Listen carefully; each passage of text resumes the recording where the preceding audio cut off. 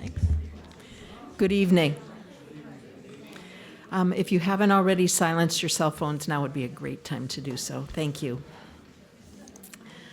I'm Marjorie Mead, Interim Director of the Wade Center, and it's a joy to welcome you here this evening. We send a special welcome to our campus visitors from ACNA, and we hope that you will come back over the next few days while you're here during break times. There is a museum, many of you walk through that way, and there's also a reading room if you want to sit and have a quiet place to look at some of our resources. So we would enjoy having you here for that. It's a special, just a special pleasure to be introducing our speaker this evening.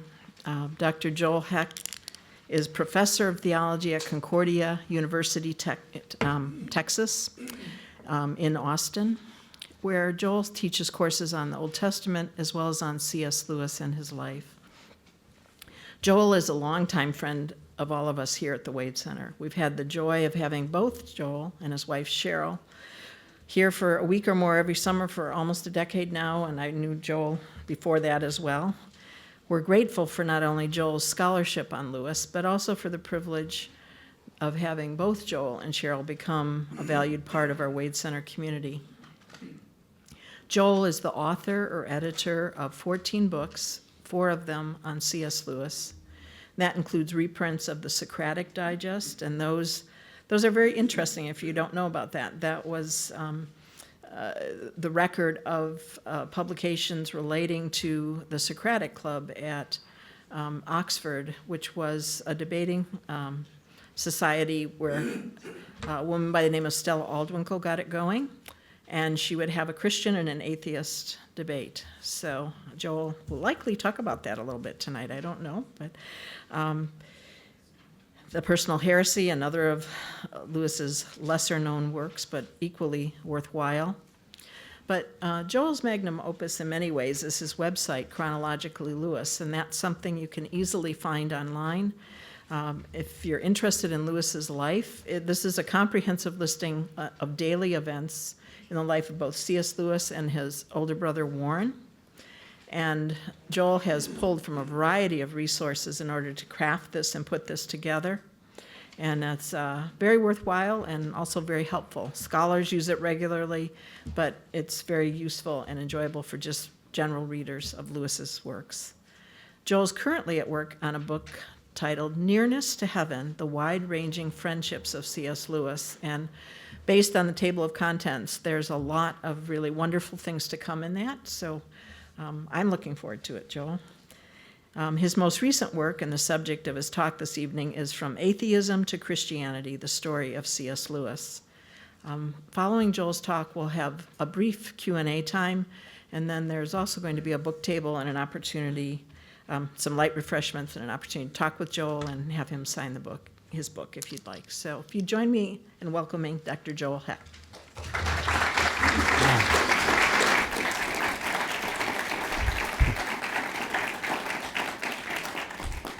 Thank you very much for coming out this evening. It's a pleasure to be with you and to be able to share the fruits of this research, a careful study of the 15-year journey of Lewis from atheism to Christianity. So there you see the year that he became an atheist by my best estimate, and the year he became a Christian. That's not an estimate at all, but that is accurate.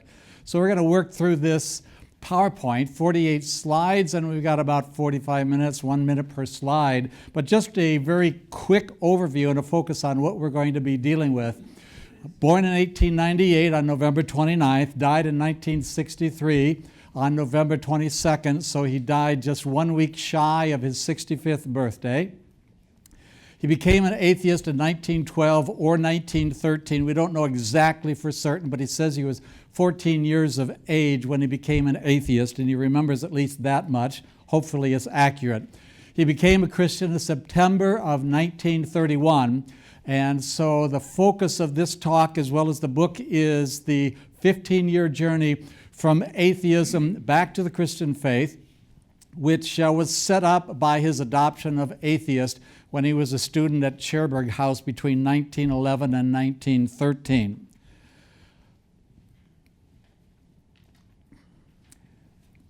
a long journey to the Christian faith, but probably some of you know of people who walked a long journey themselves as God was working on them over quite a number of years. It seems like he became an atheist very quickly, but it took a long time for him to come back to the Christian faith. So it's lengthy, it's unique, it's a fairly intellectual journey, and I think it's instructive for us, especially as we live in a day where the voice of the atheist is becoming more and more vocal.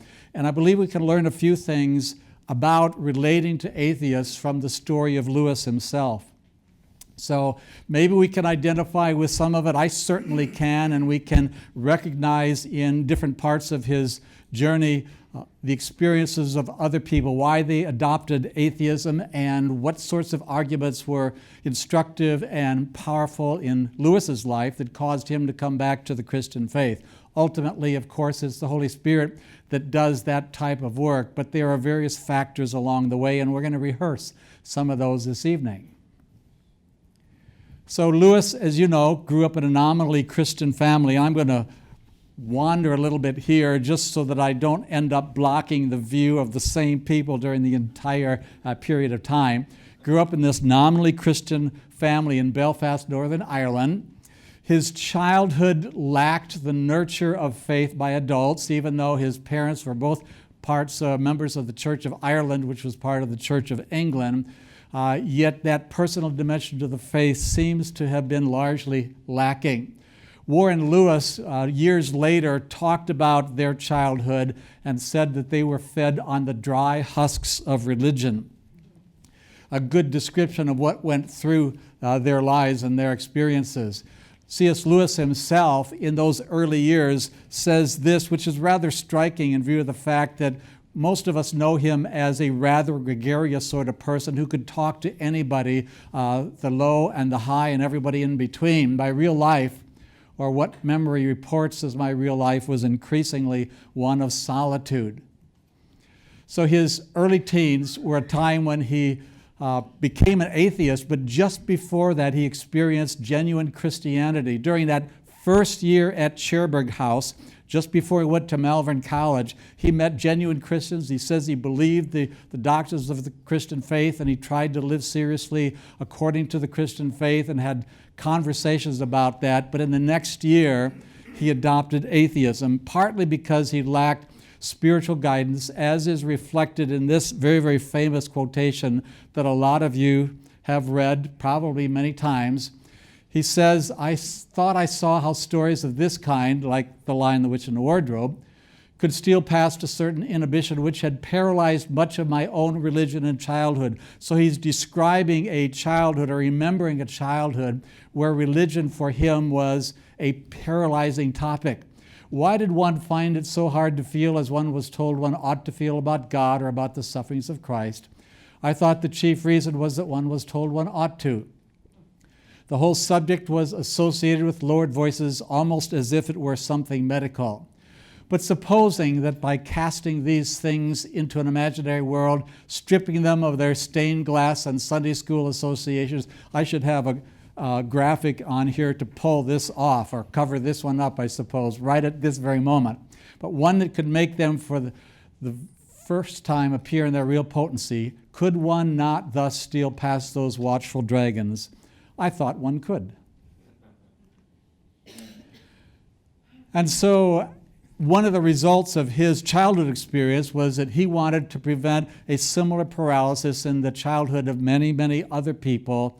And this is one of the ways in which he did it, probably the most well-known of all the ways in which Lewis's fictional writings have spoken to tens of millions of people over the last 50-plus years. So Lewis himself talks about major reasons why he adopted atheism, particularly in a quotation later on in life as he looked back at his atheistic years. He says, the early loss of my mother, great unhappiness at school, the shadow of the last war, and presently the experience of it had given me a very pessimistic view of existence. My atheism was based on it. So we see a list of reasons why he adopted atheism. First of all, the loss of his mother. He was 9 years of age, as many of you know. She died in 1908. a father who was devastated by her death, and because of that emotional devastation, actually alienated his two sons from him. Thirdly, bad experiences in school, and anyone who has read Lewis's autobiography, Surprised by Joy, probably read more about his negative school experiences than you really wanted to. An impending World War I. In fact, as I point out in the book, Lewis actually gives the lie to the idea or the quip that some of you have heard, maybe even a few have said, there are no atheists in foxholes. Well, the reality is that they didn't use foxholes in the First World War, but they used the equivalent of it, and that was trench warfare. And Lewis actually was an atheist during World War I, so you could say that he was in reality an atheist in a foxhole. A world with creatures who seem to enjoy inflicting pain on one another. So the problem of suffering, the problem of pain, as Lewis himself later described it, are among the reasons, the major reasons why Lewis adopted atheism. Years later, Lewis lost his beloved wife, Joy, to cancer, and having experienced atheism in his youth, he could understand how other people felt when their prayers to God seemingly went unanswered. And Lewis seems to recall his atheistic years when he writes, "Go to God when your need is desperate, when all other help is vain, and what do you find? A door slammed in your face and a sound of bolting and double bolting on the inside. After that, silence. You may as well turn away. The longer you wait, the more emphatic the silence will become. There are no lights in the windows. It might be an empty house. Was it ever inhabited?" Lewis almost sounds like an atheist here in 1961, 30 years after he came back to the Christian faith. So Lewis, as an atheist, said quite a number of very impressive and powerful things. What mattered most of all was my deep-seated hatred of authority, my monstrous individualism, my lawlessness. No word in my vocabulary expressed deeper hatred than the word interference. And I really believe that this is the core reason for Lewis's adoption of atheism. And I don't know about you, but I can really identify with Lewis here, because that's a problem that I see deep down inside myself, a disdain for authority upon occasion, especially when that flashing red light pulls me over after driving a little bit too fast on a country road. But all of us have the problem of the good that we would that we do not, and the evil that we would not that I do. And Lewis had that. I think that's the real core reason for his adopting atheism as his creed. Later on, he admitted that during his search for truth, he had entertained some willful blindness. He did that. He knew that he was doing that, and he actually chose to ignore the truth that he saw in front of him.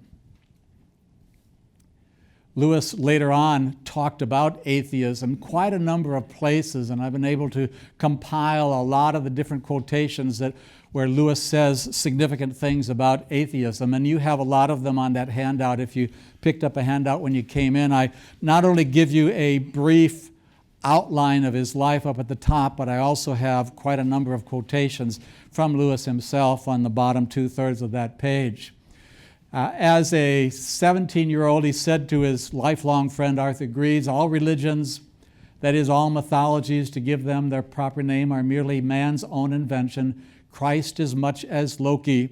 Here Lewis is reflecting the influence of The Golden Bough, a series of books written by Sir James Frazer that held to this particular view that all religions are simply different kinds of mythologies. He loved what Lucretius, the Roman poet and philosopher from the 1st century BC, said, and he studied Lucretius during the teens of the 20th century. Had God designed the world, it would not be a world so frail and faulty as we see. And again, if you've read Surprised by Joy, you know that he quotes this section of Lucretius in that autobiography.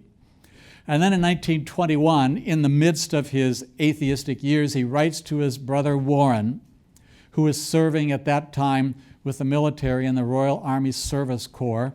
"The trouble about God is that he is like a person who never acknowledges your letters And so in time you come to the conclusion either that he does not exist or that you have got his address wrong.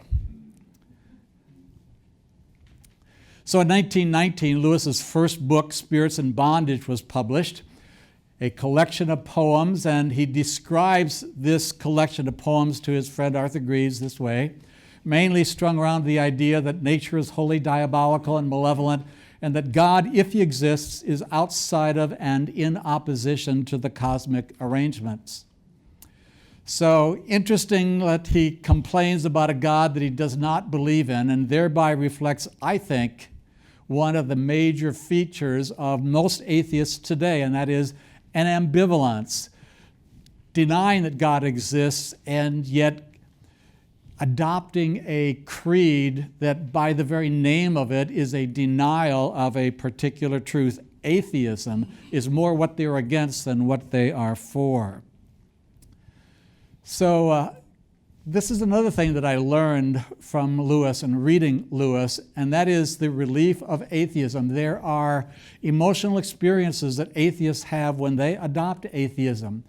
Again, from Surprised by Joy, this ludicrous burden of false duties and prayer provided, of course, an unconscious motive for wishing to shuffle off the Christian faith. He was used to praying and yet not apparently seeing an answer to his prayers. And he says, and oh, the relief of it. So if you convince yourself that God does not exist, that you're not accountable to some supreme being, then of course there is a tremendous relief, at least at first, and it was the case for Lewis. And other atheists have expressed similar ideas. There is nothing to be obeyed and nothing to be believed except what was either comforting or exciting. Again, that desire for independence, that personal autonomy, that lawlessness, that hatred of authority shows up again in this quotation. So Dostoevsky's book, The Brothers Karamazov, doesn't say this precise quotation, but he basically says in that book, if God does not exist, everything is permitted. And at this point, Lewis felt that he could do whatever he wanted to do because he now adopted the creed that God does not exist. Lewis also writes about the relief of atheism, again as Surprised by Joy. The materialist universe had the enormous attraction that it offered you limited liabilities. No strictly infinite disaster could overtake you. In it, death ended all. And if ever finite disasters proved greater than one wished to bear, suicide would always be possible. The horror of the Christian universe was that it had no door marked exit. Of course, that's all true for the materialist if materialism is in fact valid and a true philosophy of life. Again, Lewis, looking back on his atheism, wrote about the good atheist, and I think partly because he had been a good atheist. And I think by that, Lewis means the person who denies the existence of God, but who is actually open to hearing a reasonable explanation for suffering in this world, which seems to be the major reason, apart from our desire for personal autonomy and independence, the major reason that people list for their adoption of atheism. I find this fascinating because one of the things about C.S. Lewis is that he is open to giving you insight into his thought process and admitting when he thinks he is wrong. So as a Christian, he admitted there were times when he doubted the truths of the Christian faith he had just defended, but he also said he had had doubts when he was an atheist. And you can be sure that most atheists today have times where they doubt the creed that they themselves have adopted. And here is the exact quote from Mere Christianity. Now that I am a Christian, I do have moods in which the whole thing looks very improbable. But when I was an atheist, I had moods in which Christianity looked terribly probable. So we're going to take a look now with this lengthy introduction at Lewis's journey to Christianity. These are the years that we're going to take a look at. And first of all, I want to give you an overview, because again, if you've read Surprised by Joy, you're aware of the fact that Lewis talks about God playing chess with him, and there are 4 major moves that God puts on him on the chessboard. And Lewis describes them as, actually he doesn't talk about the loss of his first bishop in that autobiography. He talks about the loss of his second bishop, and one might conclude thereby, quite obviously, that he had earlier lost his first bishop. The third move is check, and the fourth move is checkmate. And of course, there are lots of other moves between these, but these are the four major moves, and of course you can well imagine that the last two are the most significant moves that God makes. In fact, one of the chapters in Surprised by Joy is entitled Checkmate. So let's take a closer look at that. And before the first move, just a few of the influences in Lewis's early life. The children's books of Edith Nesbit and Beatrix Potter, Talking Animals, and a certain sense of longing, a sense of what Lewis called the numinous. The music of Richard Wagner, which was very evocative of powerful themes for Lewis.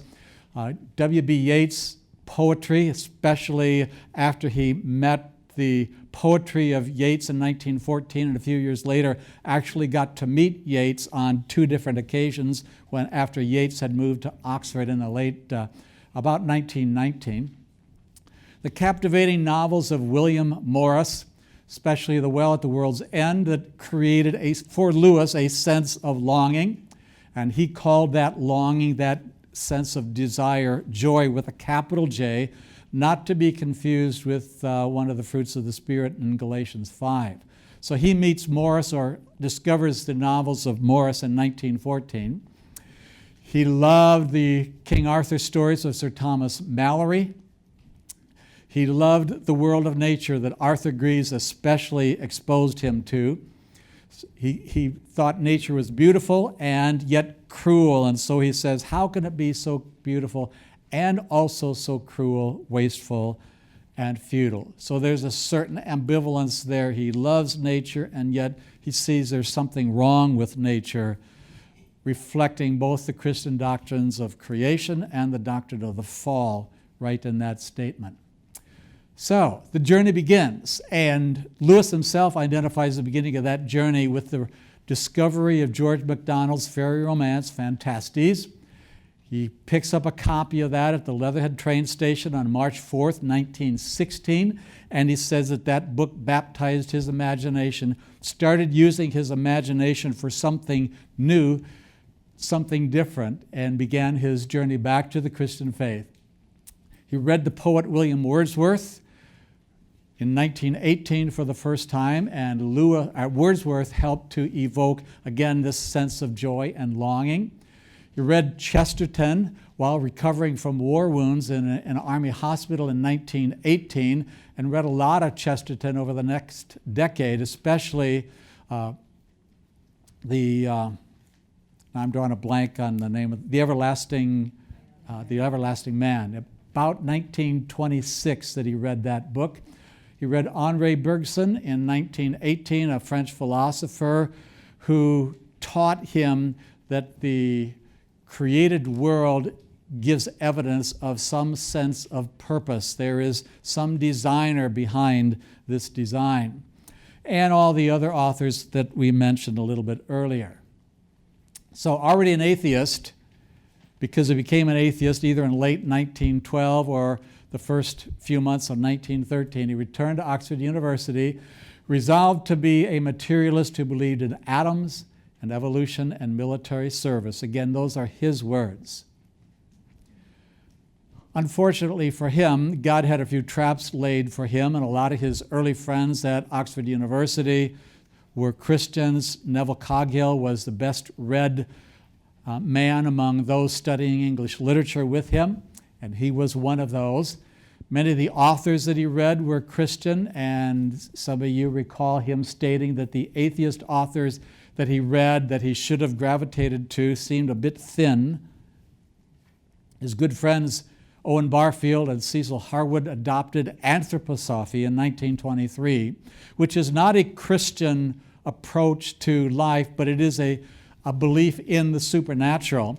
And for them to set aside materialism for some sort of a supernatural worldview bothered him a great deal, because he was really close to both Barfield and Harwood and remained close to them for the rest of his life. So the first move, talked about that already, that the journey started in 1916, but the first chess move that I was able to identify with the help of that chronology I put together, and others have identified this as well. The loss of his first bishop, believe it or not, was when Lewis read the Greek playwright Euripides, his Hippolytus. So the date is March 6, 1924, and it caused him to retreat from his materialism because just the previous year, Harwood and Barfield had left materialism behind. And so his materialism was a bit shaky, and now he decides he can't be a materialist anymore. This brings about the return of joy that has been hovering in the background, this sense of longing that he saw when he read Mallory and Wordsworth and Yeats. And now he becomes an idealist, which is a particular brand of philosophy that was prominent in Oxford in the 1920s. So the Hippolytus of Euripides is, as you see there, a myth about Theseus, king of Athens, and his son Hippolytus. And this is the passage that Lewis identifies in his diaries and his letters that brought about that return of joy and was God's first chess move against him. O God, bring me to the end of the seas, to the Hesperides, sisters of evening. Let me escape to the rim of the world where the tremendous firmament meets the earth and Atlas holds the universe in his palms. So Lewis specifically identifies that section of the Hippolytus as causing that change in his thinking at this time. The second move happened just days after the first move. He reads the philosopher Samuel Alexander's book, Space, Time, and Deity, just a couple of days after the first chess move. And this is a book that distinguishes between enjoyment and contemplation. How many of you have read the brief Lewis essay, Meditation in a Toolshed? That essay explains this distinction. I'm going to try to explain it to you very briefly. Enjoyment and contemplation is the difference between experiencing something, enjoying it, and thinking about it. That's the contemplation, as Alexander used the terms in his book, such as the difference between driving a car and reading a book about driving a car. You enjoy driving a car, in Alexander's words, but you contemplate the car, driving the car, when you read a book about driving. Or the difference between being in love, enjoyment, and studying the emotion of love as a psychologist or a psychiatrist or a theologian. He had previously thought that what he wanted was simply to enjoy the joy, the desire, the longing, to have that experience, and it was entirely internal within him. As he contemplated that desire, that longing that he was enjoying, he came to realize that the joy he was experiencing was actually pointing to something else outside of him. And so he began to see that nature was a channel through which joy came to him rather than the joy itself or the thing itself. And this is me talking here, Psalm 19:1, the heavens declare the glory of God. There is a reason why on a clear, starry night, away from the lights of the city, how far do you have to drive to get away from the lights of the city if you're living in Chicago, right? You probably got to drive a good hour, if not more. But we stand in awe when we see on a cloudless night the Milky Way and the stars of the sky. So nature gives us a message and points us to its originator, its creator. Beauty is a means through which joy came to Lewis. Great music, he identifies all these in different places in his writing. Great poetry, he loved poetry. Art for him was also a means through which this joy came. Mythical story, his enjoyment of Mallory and Wordsworth, and there I'm using the word enjoyment in both senses. He liked it, as well as he was experiencing the story. He mentions moral action. When you do the right thing, there's a certain pleasure that comes to you, or in learning or knowing likewise, and in human love. One of the great pointers to something or some origin, some mind behind this love, this moral action, this story, this great music, etc., etc. Lewis says in his famous sermon/essay, The Weight of Glory, it was not in them, it meaning joy or longing, it only came through them, and what came through them was the longing. Lewis again says if they are mistaken for the thing itself, they turn into dumb idols. And so some people today begin to worship nature or human love or learning or literature or poetry and set those up as deities, and in reality they become dumb idols. For they are not the thing itself, they are only the scent of a flower we have not found, the echo of a tune we have not heard, news from a country we have never yet visited. There you see Lewis, who loved poetry but was never a famous poet, writing in prose form with a rather poetic style to his prose, again from The Weight of Glory. He even described these experiences as spilled religion, and he described certain aspects of culture as schoolmasters and as roads into Jerusalem. It's their intent to point us back to God.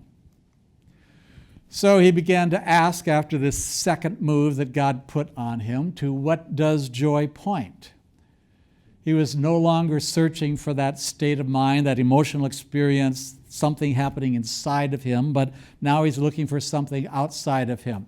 And now this picture actually has nothing to do with this presentation, except for the fact that I figured that a few of you are starting to nod off, especially in the back of the room. It's a little bit warm in here, so I'd put this in there just to wake you up again. But you recognize me there, I think, and some of you have been there. If this is from Belfast, Northern Ireland.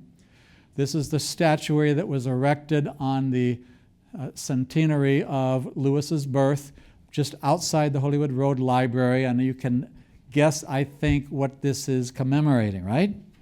So a wardrobe made of bronze. Unfortunately, that door doesn't open any wider than you see it there. I mean, that's bronze, so I could not climb inside.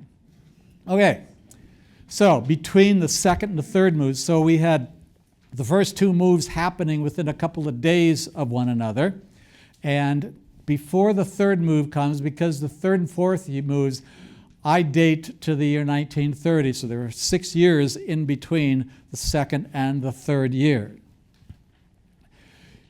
In 1924 and 1925, Lewis was asked to come and teach philosophy for E.F. Carrot, who was invited to the University of Michigan to teach philosophy for them.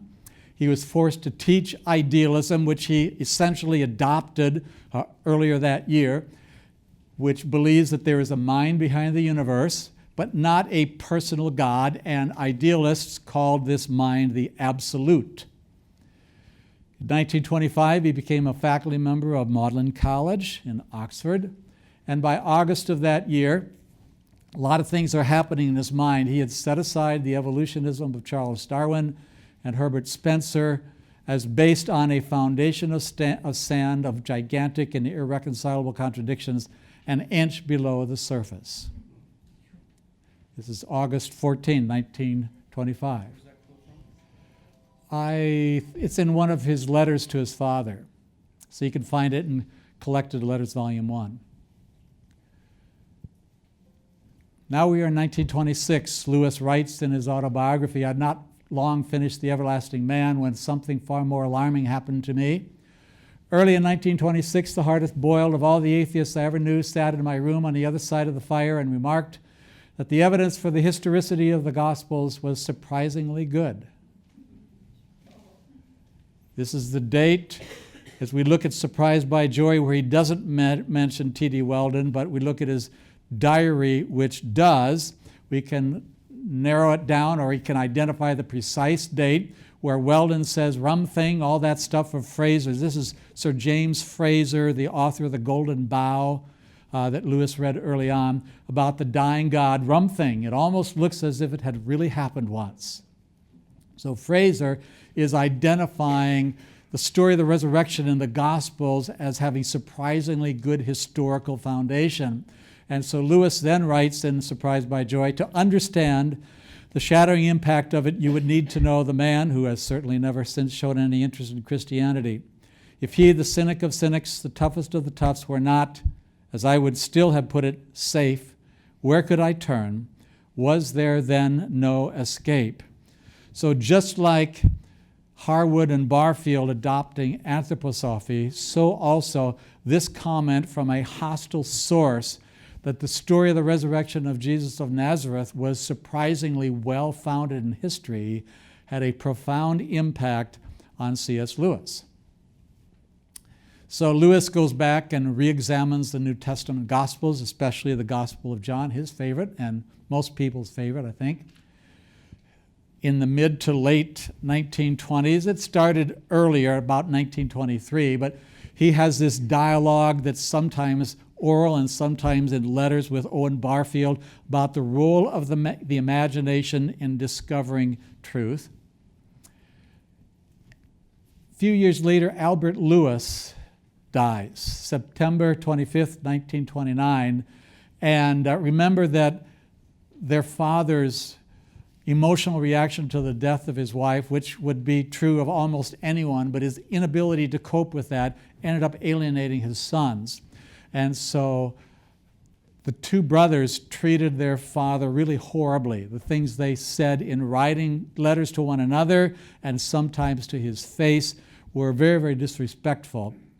And so after his father's death, there are a certain number of things that happen that awaken Lewis's conscience, and he begins to see evil as not just out there in the Great War of World War I and the evil that people do to one another, but it's also resident inside is his own heart. It almost seems as you read his diary and his letters in the weeks prior to Albert's death that Lewis is trying to make up for all the things that he had done to his father earlier. And he's doing everything that he possibly can. He doesn't actually, as far as we know, apologize to his father for the way he treated him. But he's doing all these things as an attempt to try to make up for what he had done, the way he had treated his father. So he also has an experience with Frederick Lawson, who is a law tutor at Magdalen College.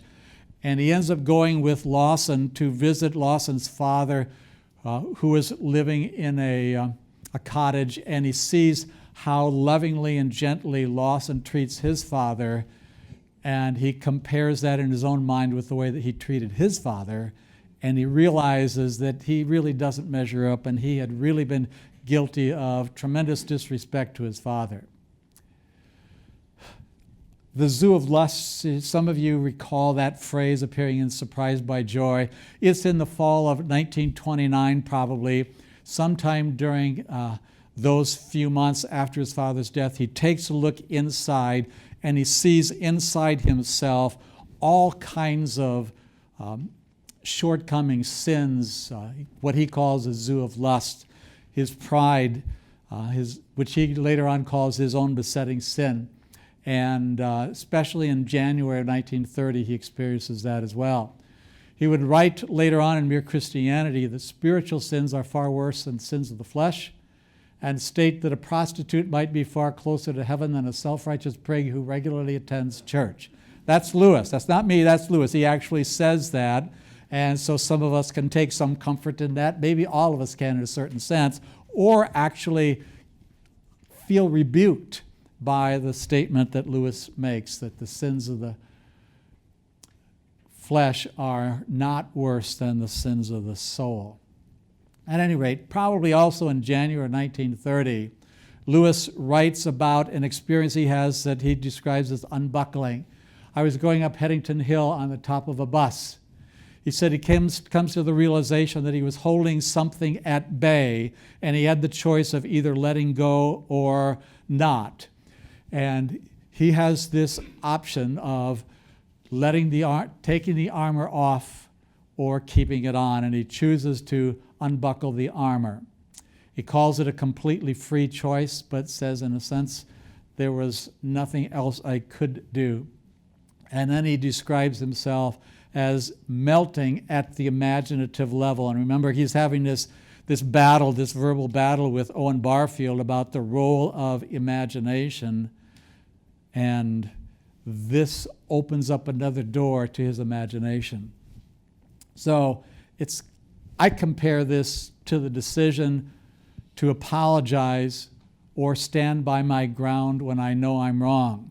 And I think that's probably a universal human experience, that sometimes we know we're wrong, but we just want to save face, and so we aren't ready to apologize, at least not at first. Hopefully we get there in a short matter of days. I think that this is happening on January 30, 1930, although we can't be totally certain because Lewis doesn't identify it. And keep in mind that he's writing about these things about 25 years after they actually happened, so he doesn't give us a lot of the details in his autobiography. But I've been able to recreate a lot of these events by looking at the things that he says excuse me, in his diary and in his letters, putting it together with his autobiography, with The Pilgrim's Regress, his first Christian book, as well as a few other things like Early Prose Joy that some of you have heard of. So, a sidebar on Alan Richard Griffiths, a former student of Lewis who studied English language and literature with him, whom Lewis identifies as his chief companion on the road to faith. So they were both atheists who eventually became Christians about the same time, and they were sharing with one another what was going on with them, what they were reading, what insights they were gathering. And because of the long-standing Great War between Owen Barfield and Lewis, Lewis wrote a defense of his position and then lent it to Griffiths in 1928, and that defense caused Griffiths to become an idealist, this popular Oxford philosophy of the 1920s that Lewis had probably adopted in 1924, and now since then has written this defense of idealism. And one of the fundamental principles is that there is a mind behind the universe, but we don't want to get so specific with this mind that we identify it as a person. We just call it the absolute. So, as I said, Griffiths was also an atheist, and who was walking a similar road to the one that Lewis is walking at this time. So the third move Lewis identifies as connecting the idea of joy, the longing that he experiences from time to time, with the absolute, this mind behind the universe that the idealist philosophers held to.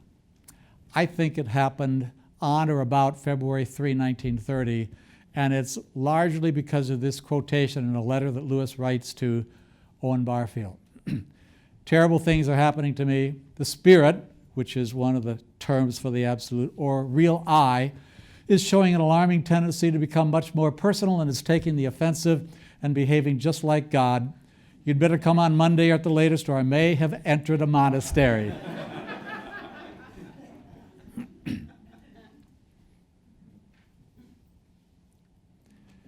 Lewis also says the fox had been dislodged from the Hegelian wood and was now running in the open. So he's changing his metaphors here. The chess game is the dominant metaphor, but he talks about the fox hunt. He's realized that this idealism, and George Hegel, G.W.F. Hegel, the German philosopher, was an idealist. He's basically saying I had to give up idealism. He was the fox, could no longer hide in the woods of Hegel's idealism. This happens shortly after the unbuckling because he's decided to quit defending himself, to drop the armor, to allow his imagination to go places he hadn't allowed it to go before. So there's the fox, and that doesn't exactly look like C.S. Lewis, but at any rate, there is the fox being chased. There is actually a third analogy that Lewis uses in this book. He says, and so the great angler played his fish, and I never dreamed that the hook was in my mouth. So notice that in each analogy, God is the initiator, God is the hunter, God is the master chessman, God is the leader of the fox hunt, God is the great fisherman, the great angler. So the fourth move, of course, is checkmate. To go back to our analogy of the chess game. I have to tell you that I really wanted my publisher to put a chess image on the cover of my book, and they said that that's a well-worn image for book covers, so we don't want to go that direction. That would have fit perfectly, I thought, in spite of the fact that it's been used and overused, but oh well, that's what publishers are for, I guess. But anyway, I get to use it in my PowerPoint at least. So Lewis connects the absolute with a personal God.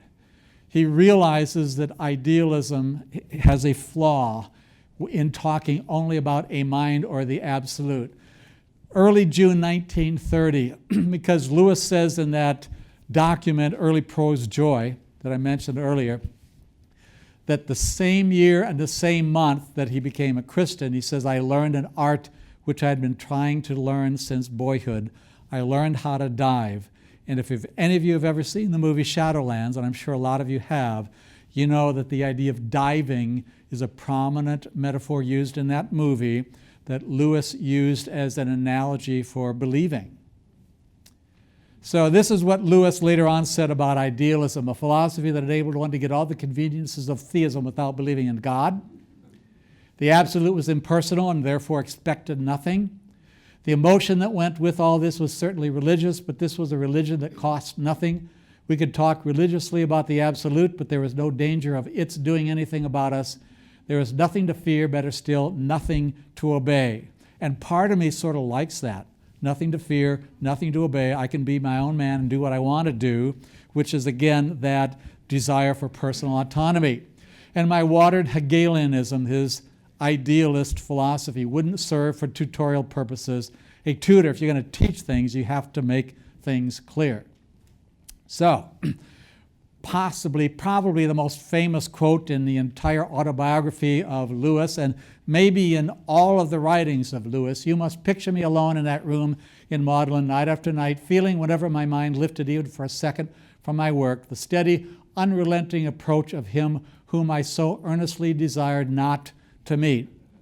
I am convinced that Lewis is writing the way he's writing here as a rejection of Sigmund Freud's idea that people believe in God because of wishful thinking. They have a father who's good but imperfect, and they have this desire for an even better father, so they imagine a heavenly father who is perfect, and that's why they believe in God. That's Freud.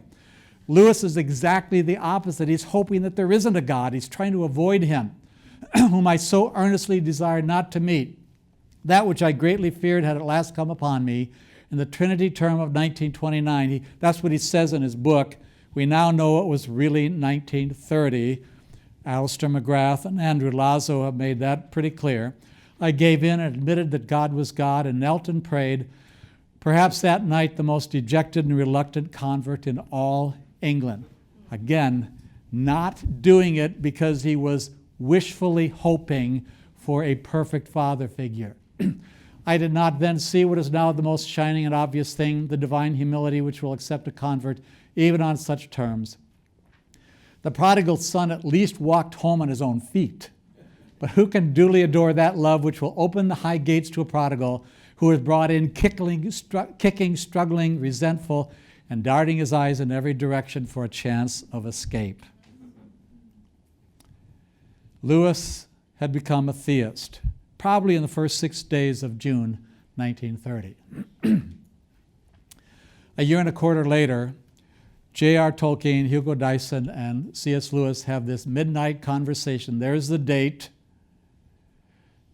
And in that conversation, Tolkien and Dyson convinced Lewis that myth is a real though unfocused gleam of divine truth falling on human imagination. And now he's beginning to see an ultimate purpose for which God gave us imaginations. He has done a reassessment of the historical natures of the gospel, and just in the last couple of months before these dates, or before his conversion to theism, had reread the Gospel of John in Greek. They convinced him that the story of the death and resurrection of Jesus was a myth in the sense that it had the pattern of a dying and rising God, but that in this case, this myth had actually happened in history, and that the resurrection of Jesus was not, as Lewis had once described myth, as lies breathed through silver. So, September 28, 1931 is the day Lewis became a Christian. He and his brother Warren were traveling to the Whipsnade Zoo. In Warren's motorcycle, Jack was in the sidecar. He later wrote, when we set out, I did not believe that Jesus Christ is the Son of God. And when we reached the zoo, I did. It was more like a man, when a man after long sleep, still lying motionless in bed, becomes aware that he is now awake. That's all we know about that. Before the journey started, he wasn't a Christian. At the end of the journey, he was. Now, if you ask my personal opinion, I think it was Warren's driving.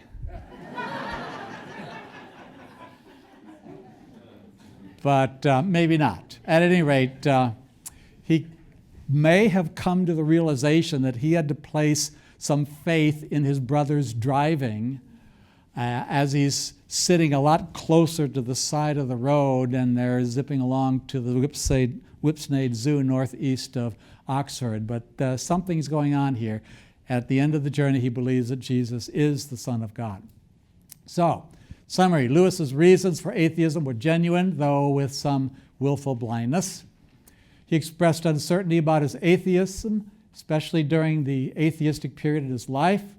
His road to Christianity was long and complicated, and maybe for some of you that's also true. The books he read and the friends he made influenced him a great deal. So being a friend to those who are not part of the Christian faith is one of the really important keys to the story of C.S. Lewis. He realized that he had been working hard to keep God out and eventually came to the conclusion that he needed to unbuckle the armor and let God in. After his father's death, he saw his need for God when he recognized his disrespectful nature towards his father and saw the zoo of lust inside him. He unbuckled, became open to considering truth, realized he had used idealism as a way of avoiding a personal God, and in fact, God reached out to him rather than the other way around. Therefore, Lewis was a genuinely convinced atheist, especially early in his life, probably even a good atheist. One of the reasons he could write about the good atheist is because he himself had been that. He was an intellectually honest scholar, willing to face and honestly evaluate contrary evidence. His atheism and his intellectual honesty are two reasons for his effectiveness as a writer, leading to an approximate 250 million copies of his books being sold. He was able to write about an atheism that he had once held because he himself had been there. And his experience gives us insight into understanding atheists and having an appreciation for many of them, many of whom will one day decide to leave their atheism behind like C.S. Lewis did and come to faith in Jesus Christ. God has plans to reach a lot of those people and to use them in the mission work of his kingdom, and may God grant that for Jesus' sake. So if you want to see that chronology that I put together, it's about 1,150 pages long right now, single-spaced stuff. So you can go there as well as see other PowerPoints that I've uploaded for you to download if you want. I haven't yet uploaded this PowerPoint, but I do plan to. And this is available for sale out there in the lobby after we're done with Q&A, or for those of you that need to leave, you can leave right away. But we got a chance to do a little bit of Q&A at this point. So thank you very much for your kind attention.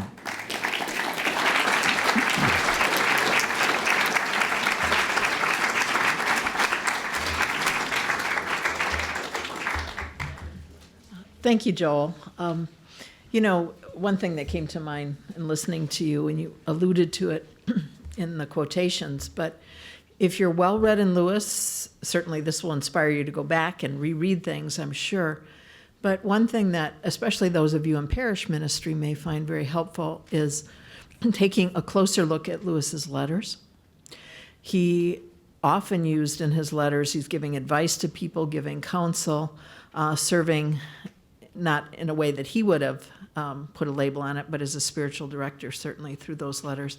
And there's invaluable advice and So as you're looking at Lewis's journey, that's a way that you can pull some of that wisdom in a very unique and very applicable way. So, Joel, I'm going to thank you again and let you run the Q&A. But Elaine, do you want people to use the mic?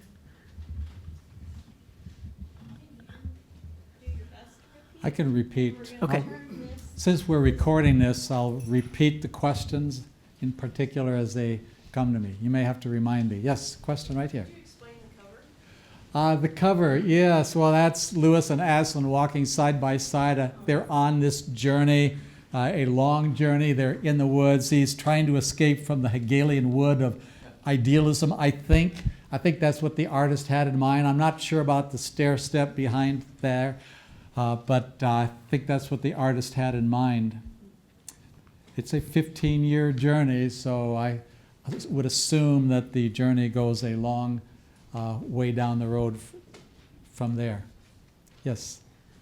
After Lewis became a Christian, how did he deal with the silence of God that he wrote about as an atheist? How did Lewis deal with the silence of God that he had experienced as an atheist? How did he deal with that as a Christian? Sometimes not very well, as you saw in the quotation from A Grief Observed that he wrote after his wife died. But I think that you could say that he came to a realization that God doesn't answer prayer in the way or at the time that we want him to answer, and the silence of God isn't necessarily no answer. It might be wait a while. In fact, people have said that there are basically 3 or 4 ways that God answers prayer. Sometimes he says yes, sometimes he says no, sometimes he says wait a while, and sometimes he says you ought to know better than to ask for something like that.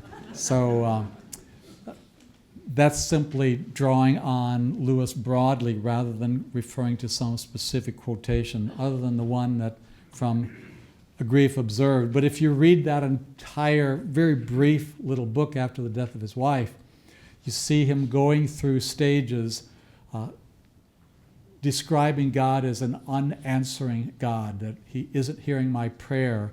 And then he comes to realize later on that perhaps he had shut the door. Rather than God shutting the door on him, he had shut the door on God, and he really wasn't listening. The problem was him. You know the old saying, if you don't feel close to God, guess who moved? Okay. Yes, another question. Did C.S. Lewis affect his brother Warren?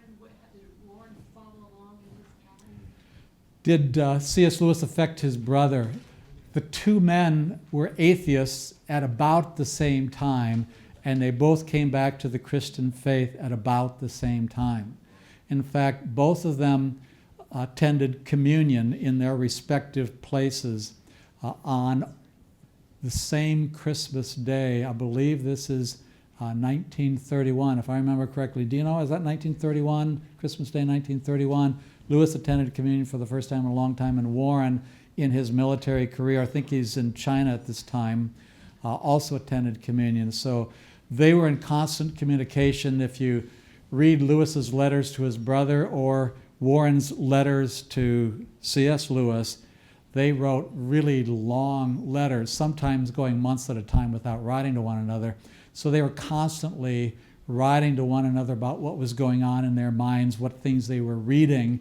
And so they followed a similar track, just like Lewis and Griffiths did and shared things they were reading. So also Warren Lewis and Clive Staples Lewis did the same. Yes. Another question? Yes. Could you have a brief description of the Great War?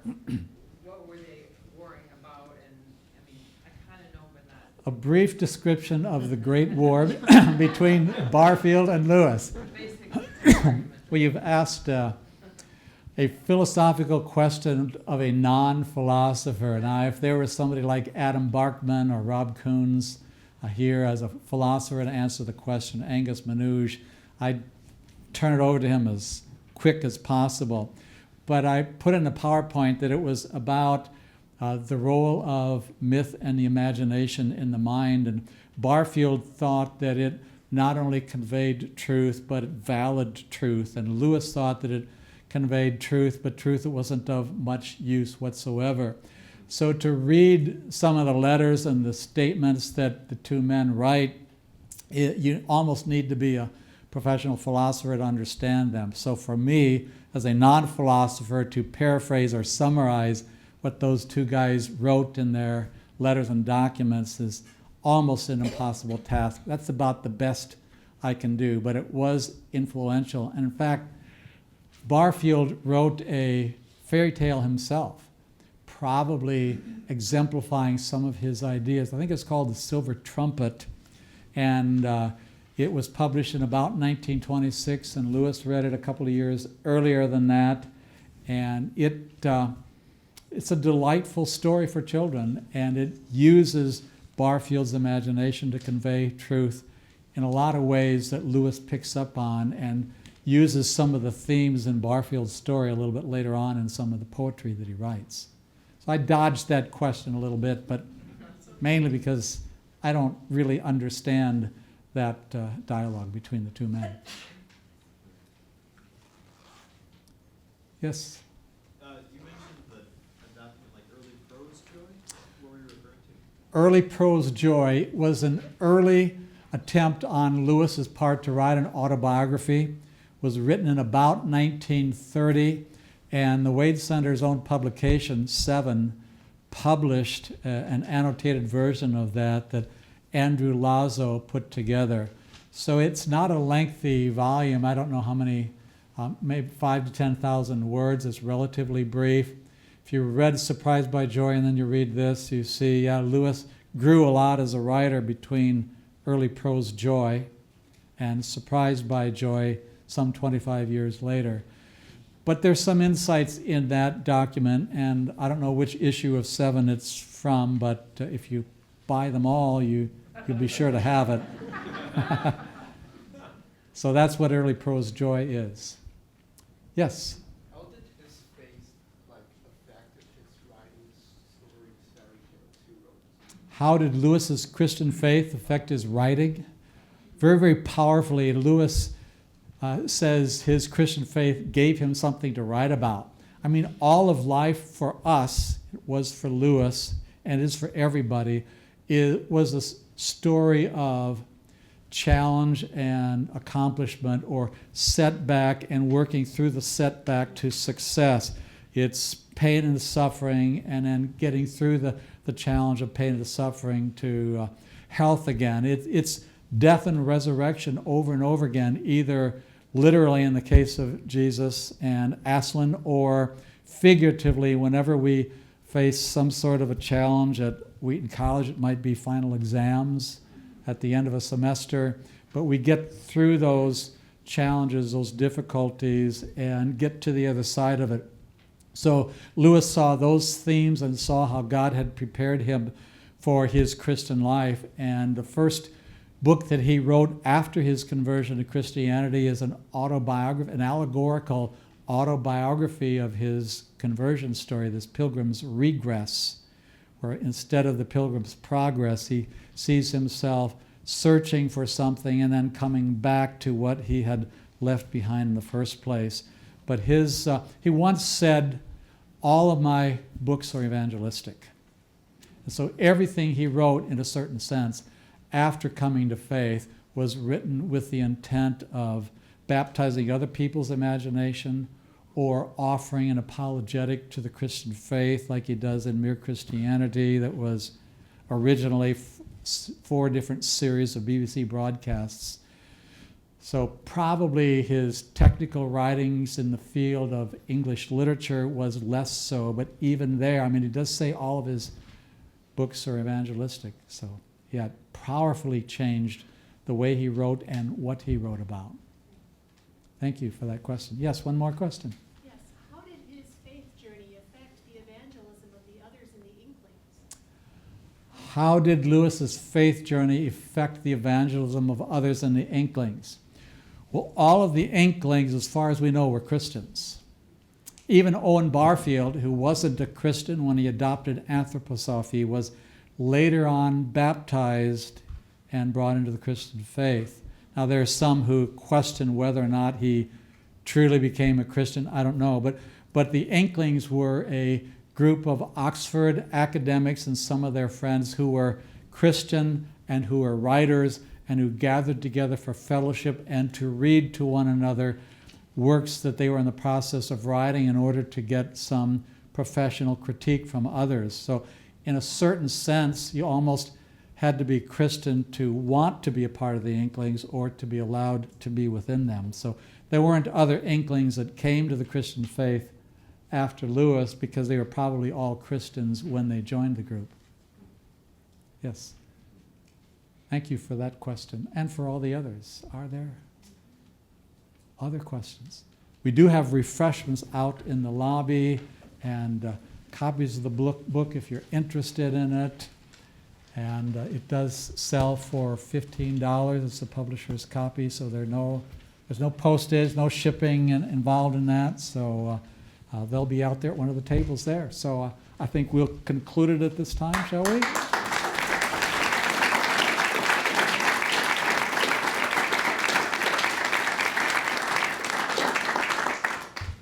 Thank you again, Joel. And if you want to share this with someone else, it will be on our website and available, so you can use it that way, as well as a lot of other resources. So thank you for coming, and those of you